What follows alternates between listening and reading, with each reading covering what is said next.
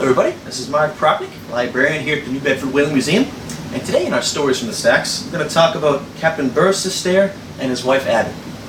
Now you hear all the time about how whaling captains' wives would write their husbands at sea. You hear, not even whaling captains, whalers would receive letters from their wives, loved ones, while they're at sea. But what we have in this collection is Captain Burr Sistare's letters to his wife while he is out at sea.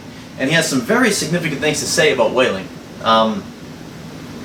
For example, he writes on November 16, 1846, "I am sorry to hear that George, their son, thinks of going to sea. I hope that he will think better of it and get a trade first." So, throughout Captain Burr Sistare's correspondence, he writes about how he's not a fan of whaling, he doesn't really like it.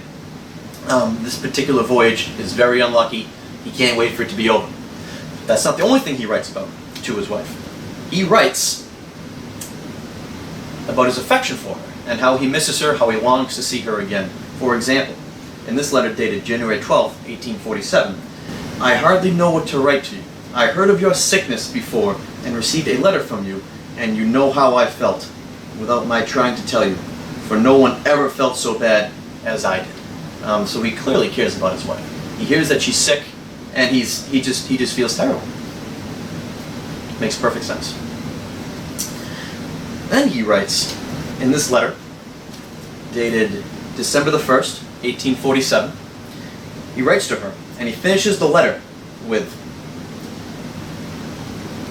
"My dear Abby, I seal this with a kiss of affection to all I hold dear in this world, and remain your affectionate husband, Burr Sistare." Now, this particular letter is significant because he writes about how the voyage is wrapping up. He's going to go home. He's not going to whale again. He's tired of whaling because he's away from his family too long, specifically away from his dear wife Abby. Whaling, it's brutal. It's very dangerous, and he's had a series of unlucky, this voyage has been unlucky. He hasn't really seen too many whales. It's not that profitable in his mind, at the time of writing this letter. So he essentially confesses that this is his last voyage, and he can't wait to stay home with his wife Abby. Now, this was the last letter he wrote that Abby received, because before the voyage could make it home, Captain Burr Sistare actually passed away. So he never actually got the chance to see or hold his wife again. But she saved these letters, and they eventually made their way to the collection here at the New Bedford Whaling Museum to give everyone perspective on a particular whaling captain, not just what he thought about whaling, but how he felt for his family and his beloved wife.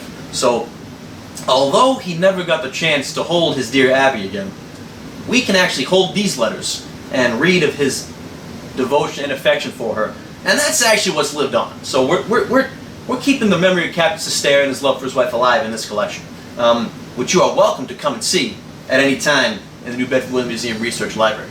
So stop on by.